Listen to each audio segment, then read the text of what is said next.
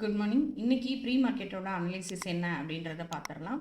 Friday Nifty 152 point பாசிட்டிவாக 26,186 அப்படிங்கிற ப்ரைஸில் க்ளோஸ் ஆயிருக்கு.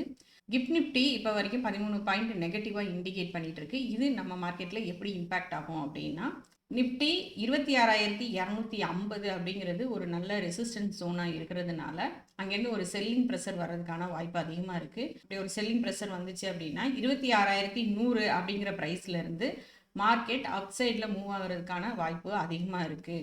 ஸோ இன்ட்ராடே ட்ரேடர்ஸ் மார்க்கெட்டில் ஒரு செல்லிங் ப்ரெஷர் வந்துச்சு அப்படின்னா மார்க்கெட் கீழே வந்து திரும்பும் பட்சத்தில் அப் சைட்லேயே ஃபோக்கஸ் பண்ணுங்கள். ஓவராலாக மார்க்கெட் இன்னைக்கு ஒரு கன்சல்டேஷன் மோடில் இருக்கிறதுக்கான வாய்ப்பு தான் அதிகமாக இருக்குது. ஸோ கேர்ஃபுல்லாக ட்ரேட் பண்ணுங்கள். அடுத்ததான் பேங்க் நிஃப்டி பார்த்துடலாம். பேங்க் நிஃப்டி ஃப்ரைடே 488 பாயிண்ட் பாசிட்டிவாக 59,777 அப்படிங்கிற ப்ரைஸில் க்ளோஸ் ஆயிருக்கு. கரெக்டாக ரெசிஸ்டன்ஸ் ஜோனில் இருக்குது. 59,800 அப்படிங்கிற ரெசிஸ்டன்ஸ் ஜோனில் இருக்குது.